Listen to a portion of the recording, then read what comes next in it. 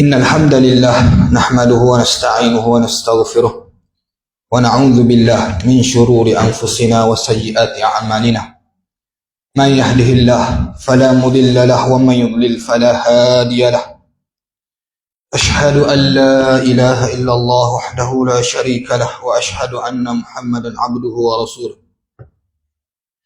يا أيها الذين آمنوا اتقوا الله حق تقاته ولا تموتن إلا وأنتم مسلمون يا أيها الناس اتقوا ربكم الذي خلقكم من نفس واحدة وخلق منها زوجها وبث منهما رجالا كثيرا ونساء واتقوا الله الذي تساءلون به والأرحام إن الله كان عليكم رقيبا يا أيها الذين آمنوا اتقوا الله وقولوا قولا سديدا يصلح لكم أعمالكم ويغفر لكم ذنوبكم ومن يطع الله ورسوله فقد فاز فوزا عظيما. Alhamdulillah. Yang saya hormati lagi saya kasihi pengurusi surau, AJK, imam, asatizah jika ada, seluruh ayah-ayah, abang-abang yang ada yang dikasihi oleh Allah SWT sekalian. Alhamdulillah, pertama sekali kita rafa'kan setinggi-tinggi kesyukuran kepada Allah Jalla wa'ala. Karena Allah Subhanahu wa ta'ala dengan limpah dan rahmat kasih sayangnya menghimpunkan kita, mengumpulkan kita dalam satu majlis yang mudah-mudahan diberkati oleh Allah Subhanahu wa ta'ala. Majlis untuk memperingatkan, untuk mendatangkan rasa takut kepada Allah. Waktu bila pertama sekali bila kita mengaji agama ni, kita nak mari takwa. Sebagaimana Nabi SAW dalam hadis yang diriwayatkan oleh Imam Muslim, hadis yang saya baca tadi, innal hamdalillah, ini hadis yang diambil daripada riwayat Imam Muslim. Nabi dia tak akan berucap, tak akan berkata, tak akan berkhutbah, tak akan berceramah, melainkan dia akan sebut innal hamdalillah nahmaduhu wa nasta'inuhu wa nastaghfiruh wa na'udzu billahi min shururi anfusina wa sayyiati a'malina man yahdihillahu fala mudilla lahu wa man yudlil fala hadiya lahu asyhadu an la ilaha illallah wahdahu la syarika lahu wa asyhadu anna muhammadan abduhu wa rasuluh. Dan Nabi tak akan tinggal ayat ni daripada surah An-Nisa ni, ya ayyuhalladzina amanu taqullaha haqqa tuqatih wa la tamutunna illa wa antum muslimun. Bahkan menjadi rukun dalam khutbah untuk para khatib bila nak berkhutbah, dia tak boleh tinggal ayat ni untuk pesan kepada manusia untuk bertakwa. Takwa apa? Setakut kepada Allah. Jadi kita ni nak belajar agama ni kan, jangan duk tengok ustaz ni pandai awak lawak, kita kena dengar. Ustaz ni pandai awak lucu ni, kita kena dengar. Agama bukan hiburan. Agama adalah untuk datang rasa takut kepada Allah. Nak tahu yang mana perintah Allah, yang mana larangan Allah. Inilah agama sebenar. Sampai ada orang semayang jemaah tak pergi, kuliah masjid dekat rumah tak pergi, tapi ada dia kena talbis, belitan iblis. Ada ustaz yang pandai buat lawak, yang pandai buat tarik, dia pergi jauh. Dia nak ambil bukan ambil pengajaran, tapi nak ambil dengar buah lawak ustaz tu. Ustaz cakap janda, ustaz cakap balucah, boleh hina. Netik Eliu dengar, janda-janda. Nikah tak berani. Jadi agama jangan duk fikir kita nak dengar sedap jadi. Tak. Agama dengar nak amal. Itulah agama. Jadi Allah ingat dalam surah tu, ya ayyuhalladzina amanu taqullaha haqqa tuqatih wa la tamutunna illa wa antum muslimun. Wahai orang-orang yang beriman, bertakwalah kepada Allah. Allah akan sebut siapa? Kepada orang yang beriman. Orang beriman adalah ke mana? Orang yang sudah solat, orang yang sudah berpuasa, orang yang bayar zakat, orang yang bersedekah. Tapi Allah Ta'ala tetap pesan, ya ayyuhalladzina amanu taqullaha. Wahai orang yang beriman, bertakwalah kamu kepada Allah. Haqqa tuqatih, dengan sebenar-benar takwa. Wa la tamutunna illa wa antum muslimun. Dan janganlah kamu mati, melainkan dalam keadaan kamu beriman kepada dia. Lagu mana nak kekal beriman ni? Dengan kita sentiasa belajar, sentiasa menuntut ilmu, dengar kajian dan sebagainya. Itu antara untuk menjaga takwa kita kepada Allah. Kerana apa? Allah SWT bagi tahu, tak kira lah mu ustaz ke, mu habis belajar dan mu PhD dah ke, Allah Ta'ala pesan, wa dzakir fa inna dzikra tanfa'ul mu'minin. Kadang-kadang orang berceramah dia tak meresap dalam hati dia. Tapi bila dia dengar daripada orang lain, bila dia ambil pengajaran daripada lain, lebih meresap apa daripada apa yang dia sampaikan kepada orang. Jadi apa yang saya sampaikan di sini, cuba sampaikan di sini bukan untuk ibu ayah-ayah yang ada di sini sahaja, tapi untuk diri saya yang kita fastabiqul khairat. Sama-sama kita nak bekerja ke arah kebaikan. Kerana Allah tak pernah janji mu ustaz maka mu lah terbaik, mu lah akan masuk syurga tu, tidak. Tapi Allah Taala sebut dalam surah Shaf, Allah Taala bagi tahu, ya ayyuhallazina amanu lima taquluna ma la taf'alun kabura maqtan 'indallahi an taqulu ma la taf'alun. Wahai orang yang beriman, kenapa kamu berkata apa yang kamu tidak lakukan? Amatlah besar azab bagi orang yang berkata tapi dia tidak melakukan. Ni ancaman kepada para penceramah, ancaman kepada para pendakwah, ancaman kepada orang yang cuba menyampaikan kebaikan tapi dia sendiri tidak beramal dengan kebaikan tersebut. Bahkan dalam hadis yang kita akan baca dalam buku kitab ni, bahkan menceritakan bagaimana satu azab yang khusus bagi orang yang suka menyampaikan kebaikan tapi dia sendiri tak beramal dengan kebaikan tersebut. Jadi orang yang sepatutnya lebih takut adalah orang yang sedang berceramah, sedang menyampaikan kebaikan. Kita bimbang perkataan yang kami sampaikan hanya keluar daripada mulut sahaja. Alhamdulillah, hari ini kita berjumpa setelah kita berkenalan pada minggu lepas. Kita menyampaikan satu hadis yang menunjukkan kasih sayang Allah Subhanahu Wa Taala. Bagaimana Allah Subhanahu Wa Taala meraihkan seorang lelaki yang akhir keluar daripada neraka, last masuk syurga, tetapi dengan layanan yang begitu istimewa. Sehingga dia merasakan tak ada siapa yang lebih baik daripada aku. Kerana dia dapat lebih, tak pernah apa yang dia dapat di dunia. Rupa-rupanya Allah Ta'ala kata, mulah yang paling rendah sekali kedudukan. Syurga yang paling kecil, 10 kali ganda dunia. Inilah tak tunjuk kasih sayang Allah, supaya kita ni tak jangan bermudah putus asa. Jahat setara mana, buruk setara mana, kita pintu taubat sentiasa terbuka. Dan hari ini insya-Allah kita akan berkongsi tentang hadis. Hadis yang saya bawa ni, kisah buku kitab yang kita bawa ni, Qisasul Ghaib min Hadis Syarif, min Hadis Nabawi. Kitab cerita tentang benda-benda ghaib tetapi pelik dan ajaib. Sebagaimana kita sebut pada 2 minggu lepas, kisah-kisah pelik, kisah-kisah ajaib ni sangat disukai oleh masyarakat kita. Kalau dengar orang panggil apa, tengok bulan purnama comel ni, tak rasa tak nampak hebat kan. Tapi kalau lah berlaku ada binatang yang tak pernah kita tengok, tiba-tiba binatang tu berkaki 4 boleh terbang, kita akan rasa pelik, takjub, sungguh hebat lah kan.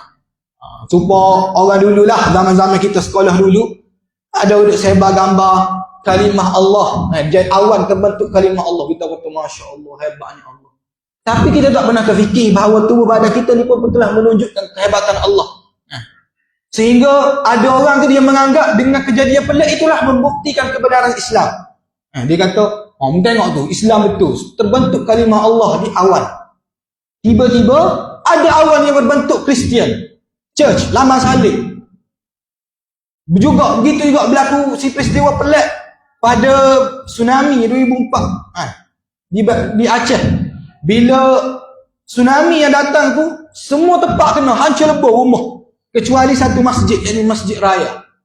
Masjid Raya nama tempat tu. Saya masa tu kata satu kot, masa 2004 tu. Orang pun kagum, inilah kebenaran Islam, inilah kehebatan Islam. Kita tengok masjid tak runtuh. Isahlah mata buat kita. Gilah masjid mata. Tiba-tiba peristiwa yang sama, taufan yang begitu dahsyat melanda Brazil, Rio de Janeiro. Tak tahulah tahun bila, saya pun tak ingat. Satu patung church, patung Nabi Isa, patung Kristian, tak utuh. Rumah orang lain hancur lebur belakang. Maka orang Kristian kata, tengok ni, orang Kristian paling betul. Sebab patung tu tak utuh. Ibu-ibu, ayah-ayah sekalian, agama kita ni bukan tertegak dengan kepelikan. Tengoklah bagaimana Nabi SAW bila Allah Ta'ala kurniakan mukjizat kepada dia, belah bulan. Yang tengok tu siapa? Abu Jahal. Yang tengok tu siapa? Abu Lahab.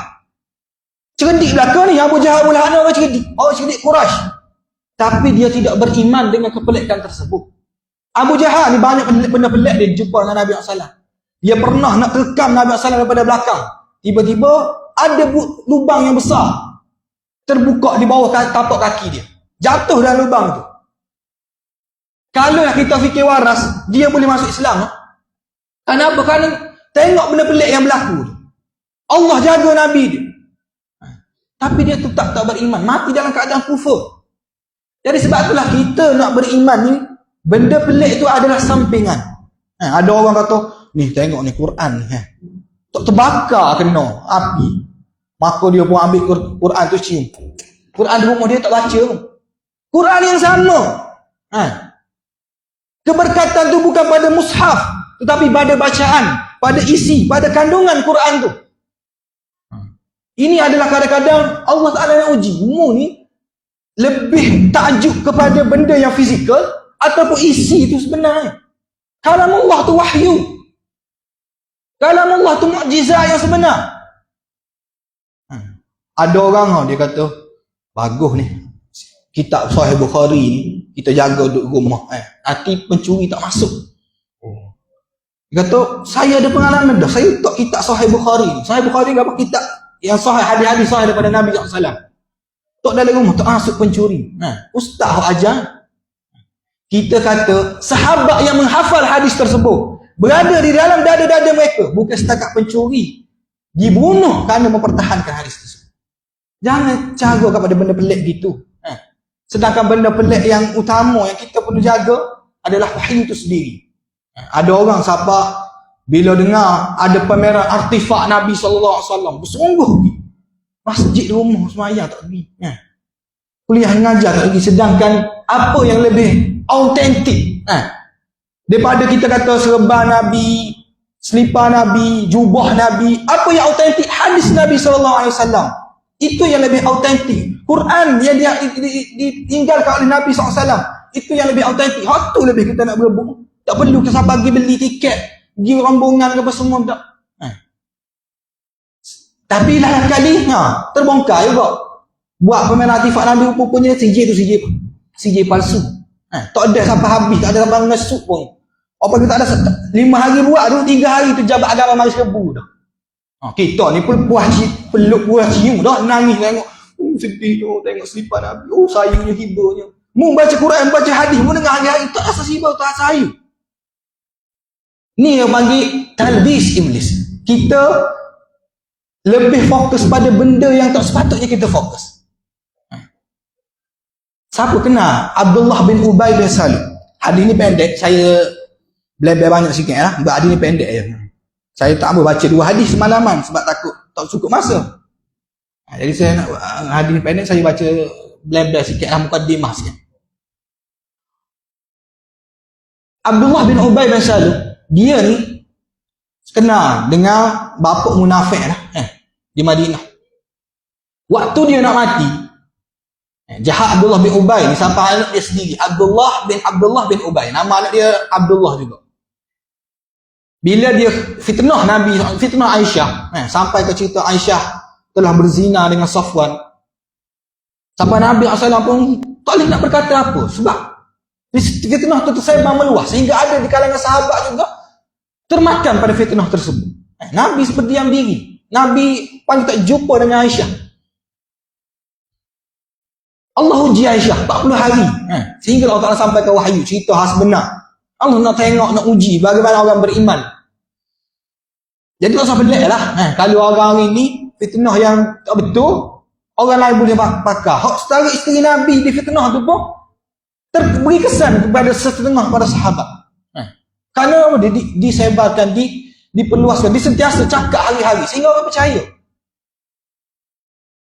Maka Abdullah, anak dia, Abdullah bin Ubay ni, dia kata, wahai Rasulullah, izinkan aku sendiri yang membunuh, memancung kepala ayah aku. Mu jangan suruh orang lain, Rasulullah. Kerana memang sudah layak untuk dipancung. Biar aku sendiri, ya Rasulullah, pancung kepala ayah aku. Teruk sangat dah buat kamu ni, Rasulullah. Nabi kata apa? Cukup Abdullah. Biarkan Abdullah. Kerana kalau mu pancung kepala dia, maka dia memberi kesan besar kepada agama ni. Kerana orang ada anggap, Muhammad telah bunuh saudara dia sendiri. Orang Islam sendiri. Maka Nabi biarkan. Walaupun fitnah tu memang melayakkan untuk dia dibunuh. Tapi masa dia nak mati, Abdullah bin Ubay ni dia nak mati. Dia tahu dia nak mati, tapi tak nak bertaubat. Apa cara dia nak bertaubat? Dekat-dekat dengan wafat, dia pesan kepada anak dia, wahai Abdullah, mugilah kepada Nabi Muhammad, minta jubah dia, selimutkan aku. Kononnya dengan harapan supaya dia mati lagi, Allah Ta'ala bebaskan dia daripada api neraka. Ya, kita tahu setiap perkara, setiap benda yang ada pada Nabi melekat pada badan kita. Banyak kali nanti Nabi sebut, siapa yang minum darah aku, maka tidak akan disentuh oleh api neraka badan dia. Siapa yang memeluk tubuh aku, disentuh. Tapi ada syarat dia. Nabi SAW bila diminta oleh Abdullah bin Ubay ni, yang bahawa ayah yang minta untuk diberi jubah Nabi SAW, Nabi bagi. Umar orang tengok, Umar tak puas hati. Wahai Rasulullah, mu nak bagi kepada bapa munafik ni. Nabi kata apa? Sesungguhnya jubah aku tidak boleh beri manfaat kepada dia. Jadi tugas utama kita bukan cari benda hak ni, benda fizikal. Tugas utama kita adalah membentuk iman yang kukuh kepada Allah Subhanahu Wa Taala. Sehingga Nabi SAW melayakkan Nabi SAW beri syafaat kepada kita. Setara Abdullah bin Ubay selimut dengan jubah Nabi tu pun tidak boleh menghalang neraka Allah daripada membakar. Jadi jangan terfitnah. Kita tak tahu benda ni ori ke dak ori, kita duk kalut dah nak cium nak semua. Pernah berlaku dulu di satu tempat, satu negeri tempat kita ni, dia bawa tapak kaki Nabi. Bukan tapak replika benda hok buat. Pakat cium ambil berkat belakang. Rupanya pergi ke Turki, tapak kaki tu lain. Saya orang dewasa ni, Nabi ni jadi Nabi umur 40. Saya orang dewasa ni, dia akan berhenti pada umur, kalau orang lelaki, pada umur 18. Kalau saya 7 situ, kalau saya 9 situ. Tapi bila di Turki, setengah ulama kita kata hak di Turki itulah autentik. Sebab apa? Sebab banyak masa tu khilafah pada ngelas situ di Turki Utsmaniyah. Macam pedang ke apa semua, hak itulah autentik. Wallahualam, tapi saya nak bagi tahu beza hak di Turki saya lain. Kok mari di negeri kita saya lain. Mana betul? Kita duk siung dah. Tu masalah orang kita kerana tak tahu apa yang sepatutnya kita dahulukan.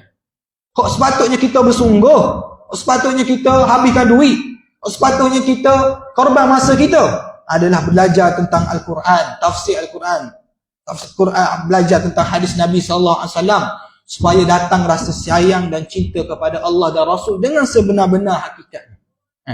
Bukan orang panggil nak sayang dari segi orang panggil zahir saja, nak pakai jubah, nak pakai serban, tapi lagu mana Nabi, cara Nabi berdoa nak pakai baju. Masa pasti dulu ingat, masa tadika dulu ingat, masa sekolah dulu ingat. Itukah bukti tanda sayang cinta kepada Nabi kita. Bagaimana Nabi SAW bila waktu pagi, apa zikir yang Nabi baca untuk melindungi daripada syaitan dan jin? Besok dengar. Gapo ya Ustaz? Allah, awak baca setiap hari. Gapo dia saya baca? Al-Fatihah. Gapo Nabi minta berlindung setiap pagi daripada jin? Yang Abu Hurairah cerita dan Sa'ad bin Abi Waqqas cerita. Pernah suatu hari ada jin telah menyamar curi buah kurma zakat daripada ni. Abu Hurairah cerita daripada rumah Abu Hurairah, yang Abu Hurairah zakat, yang Abu Hurairah jaga. Tiba-tiba Abu Hurairah hari ketiga, Abu Hurairah ni tunggu waktu malam, sebab setiap malam hilang. Hari ketiga tiba-tiba ada satu lembaga yang tidak menyerupai manusia, tapi ada janggut. Abu Hurairah terus terkam kepada lembaga ni, pada makhluk ni, dan Abu Hurairah pegang janggut dia. Dia kata, mu ni ke dia? Bahasa Kelantan lah ni. Dia cakap kat Arab. Mu ni gambar dia. Dia kata aku ni adalah jin yang tugas nak curi harta zakat ni. Bapa dia nak makan ke orang rumah tu? Bukan. Tugas jin ni dia nak suruh manusia ni putus asa. Suruh manusia ni rasa takut. Takut kau siapa? Bukan takut Allah, takut kau dia. Rasa putus asa, rasa gundah gelana. Itu tugas jin. Dia curi. Abu Hurairah tengok jin, tengok atulah kita kata, dia tangkap. Kita kali tengok lari. Tengok benda pelik ni lari, takut.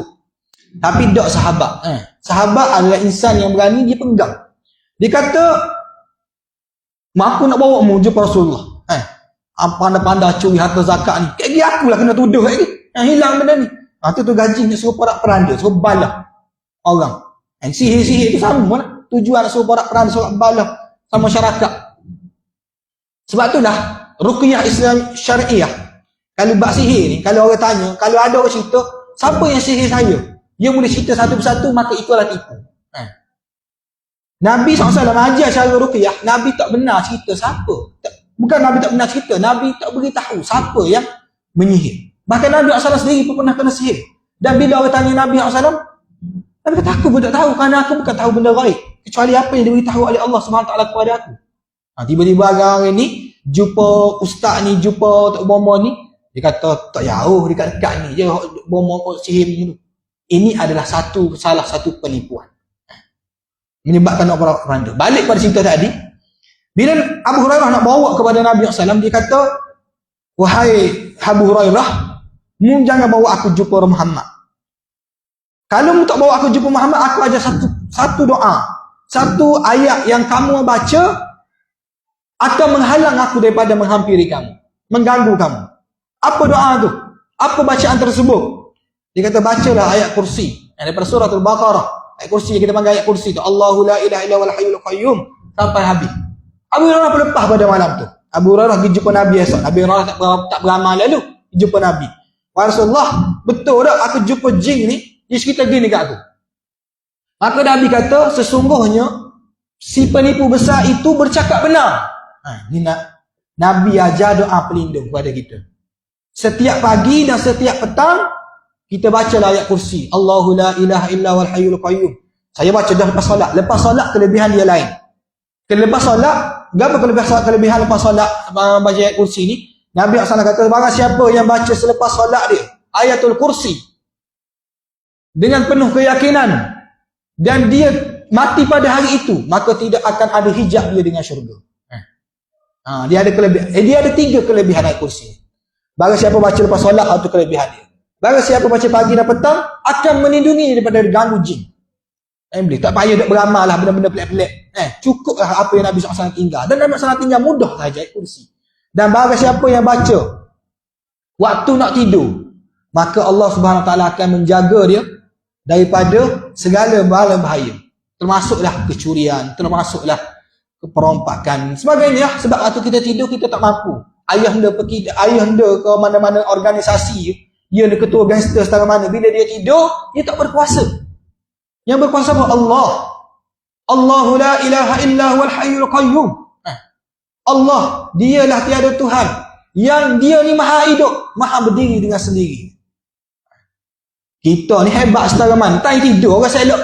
Time kita ambil gambar, saya buat video. Tak boleh nak buat apa kita. Lemahnya kita ni. Sebab tu kita perlu kepada pertolongan ghaib, yang pertolongan Allah Jalla wa'ala. Jadi kita beramal lah ni, ijazah dah ni. Harap boleh terima lah, qabil tu. Mudah je, ayat kursi je. Jadi kita nak bagi tahu benda-benda pelik gini bukan tak ada. Dalam agama kita ada, tapi ada hak sahih. Cuma orang ini dia suka pada benda pelik ke apa? Sebab dia nak dapat kemewahan dunia. Orang boleh tertipu kepada seorang, kenal tahu, boleh tengok, semua orang tengok media sosial, ada FB, ada seorang kata tok guru besar lah di Indonesia tu, cakap bahasa semu. Inna qala bunyi gitu. Saya tak reti nak ajuk. Qala tu maksud dia, kalau bahasa Arab berkata-kata, tapi kata bahasa Suryani, tapi dia main ulang benda sama je. Kabar-kabar bunyi Madinah, kabar bunyi Indonesia, kabar bunyi Mekah. Lepas tu bunyi Allah Muhammad, merahlah. Orang boleh ikut. Sebab apa? Sebab orang tengok apa yang ada pada dia. Dia tengok, oh dia ni boleh jadi tok guru kita, hebat.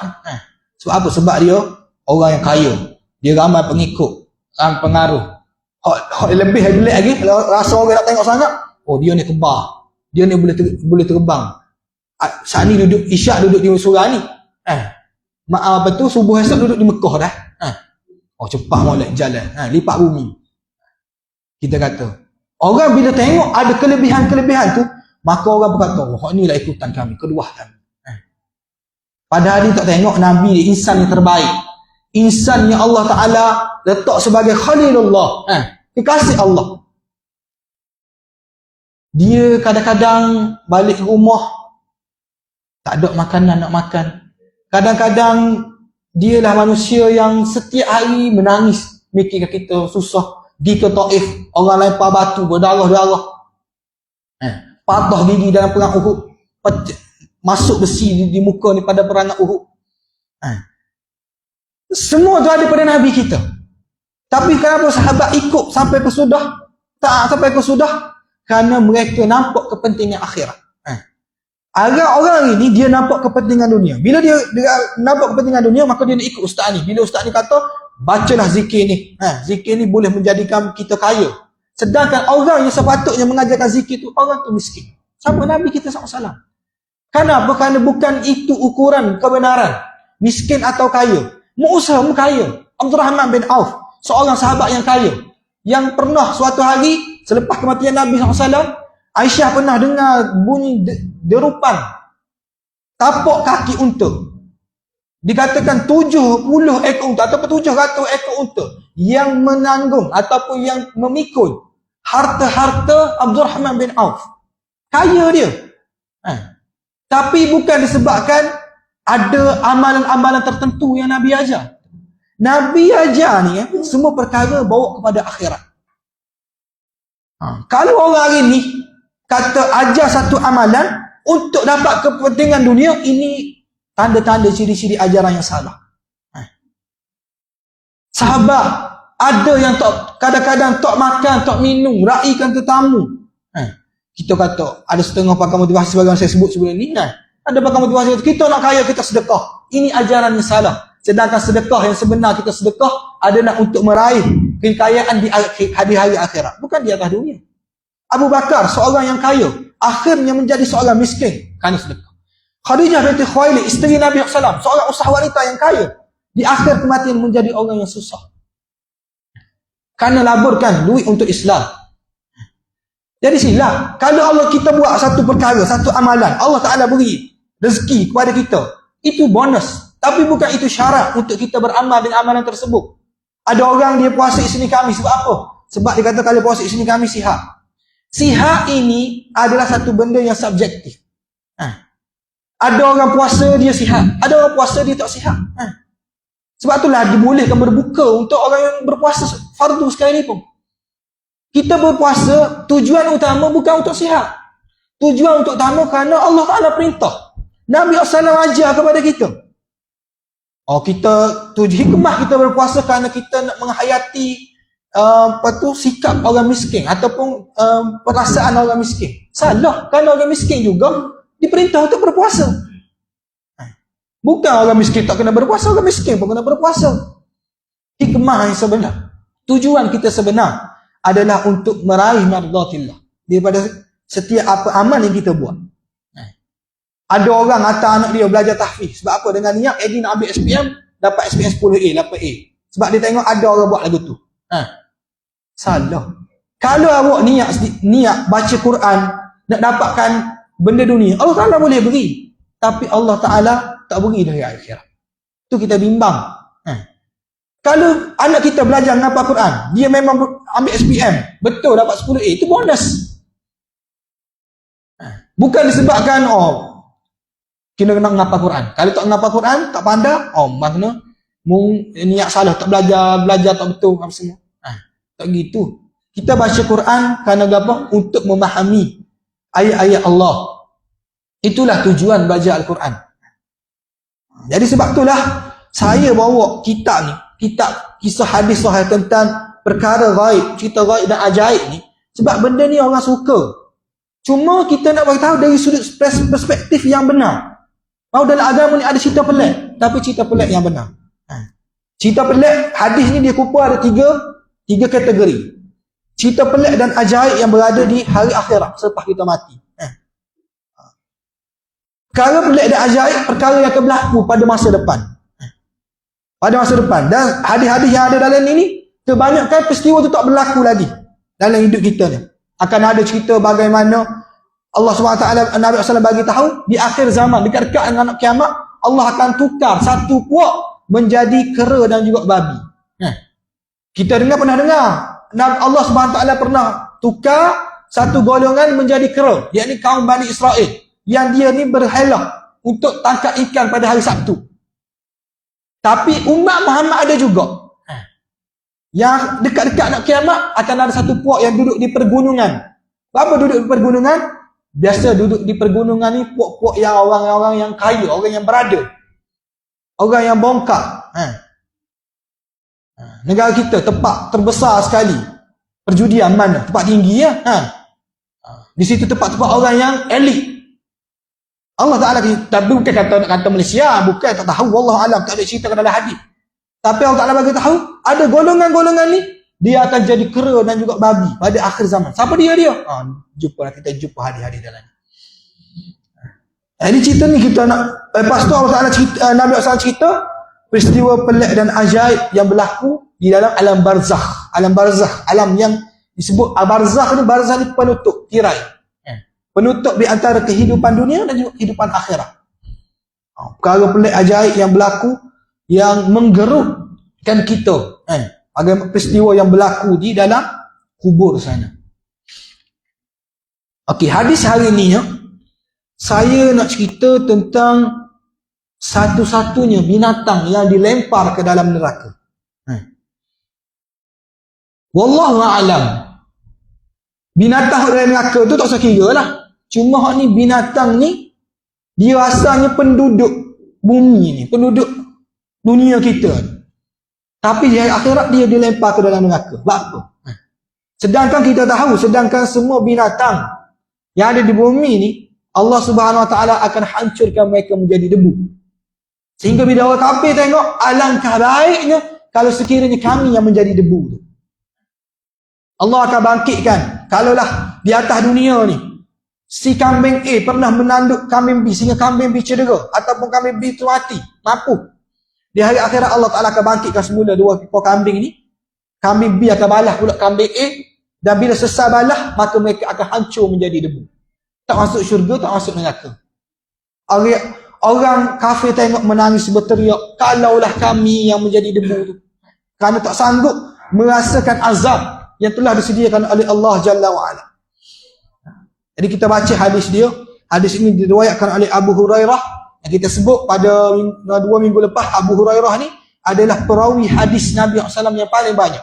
4,000 lebih hadis. Sedangkan dia duduk dengan Nabi ni selepas hijrah, yakni tahun ke-4 ataupun tahun ke-5 kenabian. Ke-5 hijrah, bukan kenabian. Tahun ke-4 atau ke-5 kenabian. Maknanya dia duduk sekitar dengan Nabi sekadar 6 ataupun 5 tahun sahaja duduk dengan Nabi. Tapi dia perawi hadis yang paling banyak.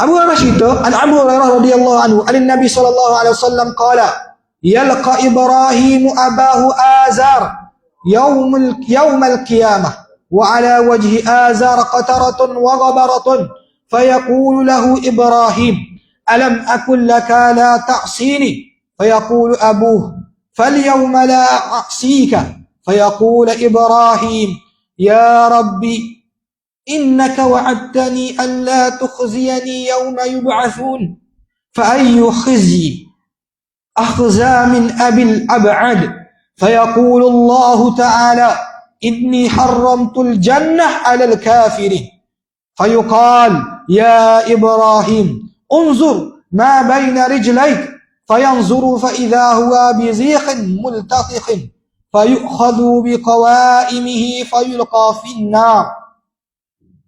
Hadis yang peristiwa yang sangat menyayat hati yang berlaku kepada seorang Nabi. Nabi yang juga digelar sebagai Khalilullah. Dua orang Nabi digelar Khalilullah, yakni Nabi kita sallallahu alaihi wasallam dan juga Nabi, siapa tahu? Nabi mana? Tuk kepada Nabi kita dan juga kepada kita Nabi Ibrahim alaihissalam. Kita nak masuk dekat bulan Zulhijjah ni, orang biasa akan bercerita tentang kisah Nabi Ibrahim.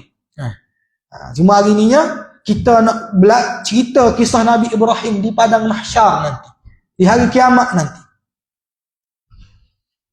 Kisah yang sangat menyayat hati Nabi Ibrahim alaihissalam. Daripada Abu Hurairah radhiyallahu anhu, daripada Nabi sallallahu alaihi wasallam katanya, Nabi Ibrahim berjumpa dengan ayahnya Azar pada hari kiamat. Dan pada wajah ayahnya ada kesedihan dan debu kotor. Ibrahim berkata kepadanya, "Bukankah sudah kukatakan dulu, jangan mungkiri aku?" Lantas ayahnya berkata, "Maka hari ini aku tidak akan lagi memungkirimu."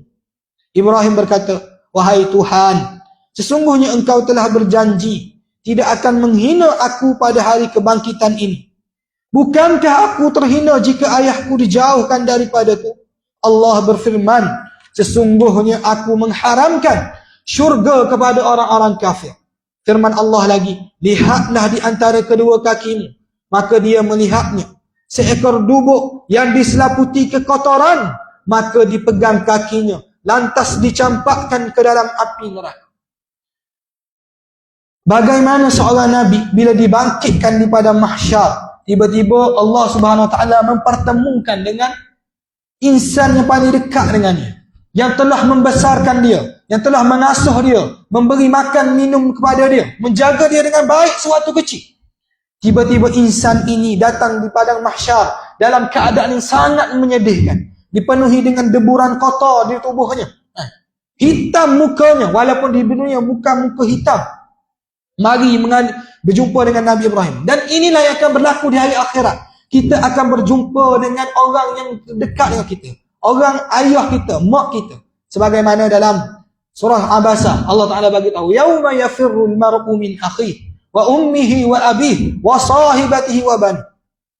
Hari yang mana manusia lari daripada anak beranak dia, lari daripada ibu dan ayah dia. Ibu yang ayah dia yang dia sayang, yang dia kasih, yang dia cinta. Yang hari ini juga ibu tersebut, sebagaimana saya pernah baca petang tadi satu kisah, bagaimana seorang ibu pernah pergi ke mahkamah, pergi ke balai polis, anak dia nak dihukum gantung. Dia kata, "Wahai Tuan Hakim, ambillah harta ni, ambillah semua segala harta saya ada, tanah-tanah yang saya ada, gantikan dengan kebebasan anak saya, ataupun gantikan saya supaya digantung, mengganti supaya anak saya bebas." Itulah kasih sayang seorang ibu kepada anak. Sanggup menggantikan hukuman yang sepatutnya kena pada seorang anak. Tapi mahkamah tak layan lah. Kita pun sama. Sayang kepada mak kita, mungkin kita sanggup buat apa saja.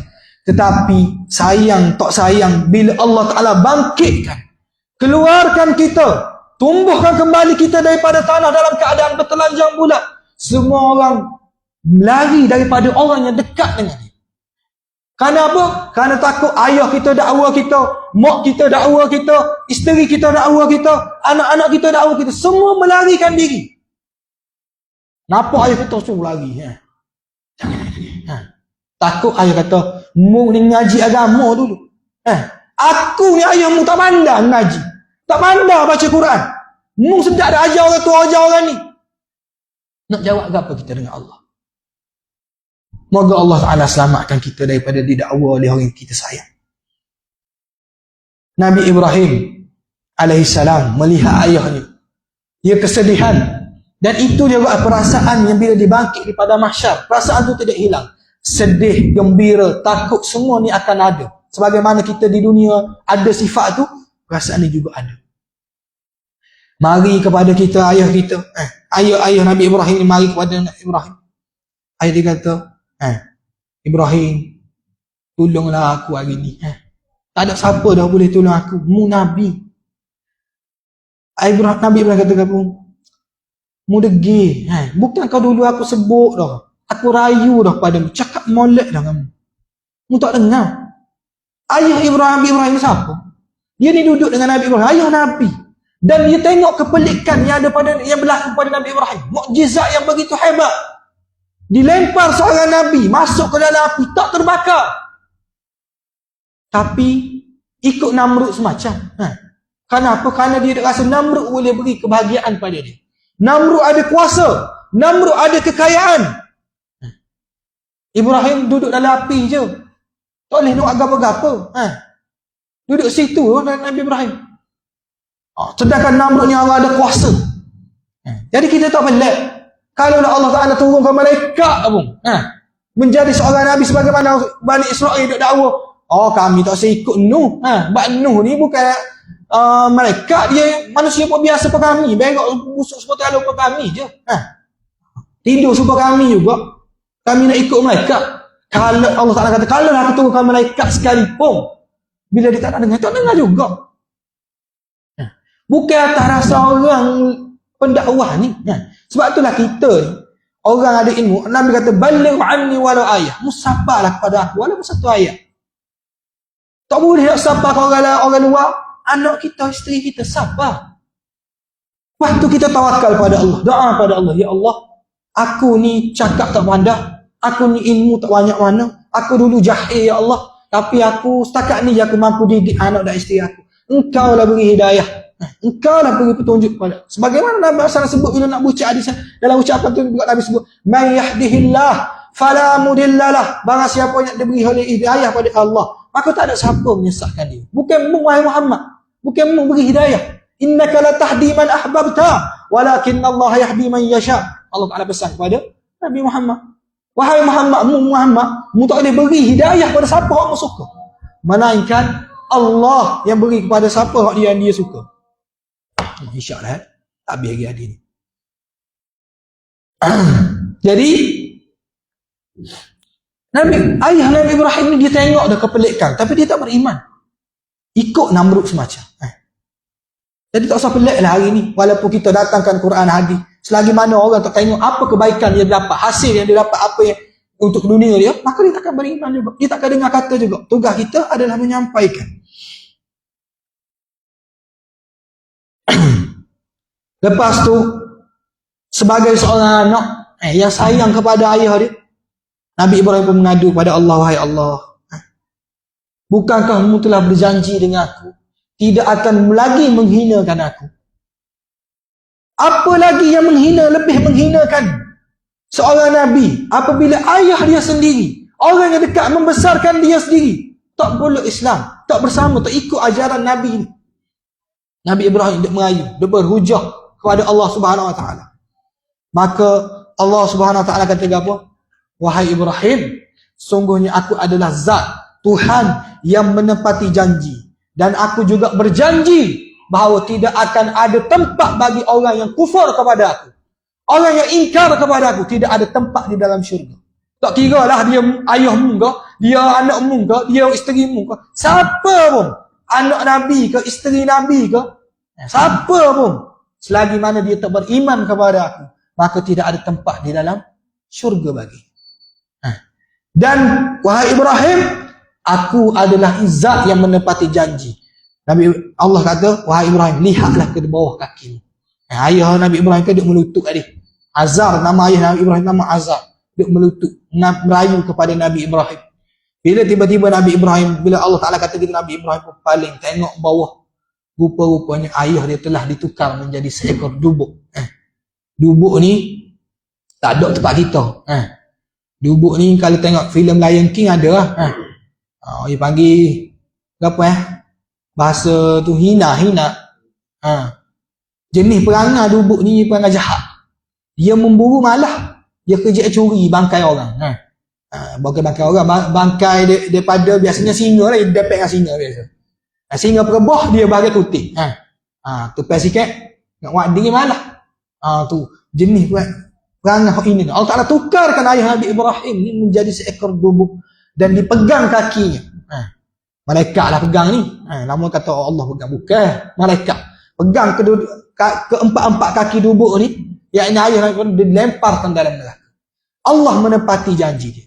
Nabi Ibrahim tidak akan dimalukan. Tak ada siapa kenal, oh ayah Nabi Ibrahim ni. Tak ada siapa tahu. Kita tahu ni, kita baca hadis. Tapi kita di hari akhirat, kita tak akan tahu pun. Tak akan ingat pun. Tapi hari ni kita baca, inilah peristiwa pelik yang berlaku di hari akhirat. Bagaimana asalnya binatang dunia ni tak akan ada tempat dalam neraka ataupun syurga. Tiba-tiba ada seekor ni yang dia dilemparkan ke dalam neraka dan dia kekal dalam neraka selama-lamanya. Itulah beberapa kisah pengajaran yang mungkin saya boleh sampaikan dengan sekadar kemampuan saya, keilmuan saya yang tak banyak ni. Orang muda lagi, banyak lagi kena belajar. Jadi saya minta maaf lah. Sebagaimana saya sebut 2 minggu lepas, orang muda ni suara dia kuat sikit. Bukan tujuan nak marah ni dah. Tapi memang style gitu. Saya pun tak cakap nak ubah dah. Topik lah, tak ada suara lagi. Jadi ada terimat lagi kan. Suara nak jadi terimat ni. Ada suara dah.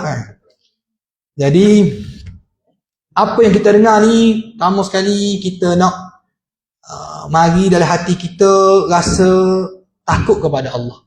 Inilah Allah, zat yang akan membalas kita atas segala amal kita. Maka bila kita dengar hadis gini, kita doa kepada Allah supaya Allah mengekalkan keimanan kita sampai kita memejamkan mata menuju kepada Allah dalam keadaan malaikat menjemput kita. Ya ayyatuhan nafsul mutmainnah irji'i ila rabbiki radiyatan mardiyah fadkhuli fi ibadi wadkhuli jannati. Allah kalau Allah malaikat sembut tu gak sukalah sangat kita. Gembiralah sangat kita. Di depan nanti kita akan belajar juga hadis tentang bagaimana sakaratul maut. Saat-saat dekat-dekat kematian. Apa yang manusia nampak dekat kematian? Biar mari rasa takut, gerun. Kita dalam nak menghadapi, bila berasa takut, rasa gerun ni, kita buat gapa-gapa tadi ni, kita jadi beringat. Sebab itulah kita kena dengar sentiasa hadis-hadis begini. Dan hadis-hadis begini sebenarnya kalau kita baca pada waktu malam bersendirian, kita boleh menitiskan air mata. Jadi kalau boleh pula kita bawa cerita-cerita begini, anak-anak kita nak tidur, cerita. Nak, Alung dengar ni, ayah nak cerita ni, kisah yang pelik berlaku dari akhirat ni. Seronok sikit anak mak. Orang panggil tidur, mati kecil dalam keadaan mendengar hadis daripada Nabi SAW. Mudah-mudahan Allah menjaga keluarga kita yang hari ini begitu banyak ujian dan cabaran yang melanda dunia kita hari ni kan. Kita baru lepas di Cerating pun ada 2 hari. Di KL pun ada. Kita sangat berharap, saya bukan kata nak menyalahkan mana-mana pihak, cuma kita kata kita minta lindunglah keluarga kita daripada terlibat dengan perkara-perkara begini. Kita tak mampu nak jaga anak-anak kita, melainkan Allah sahaja yang mampu.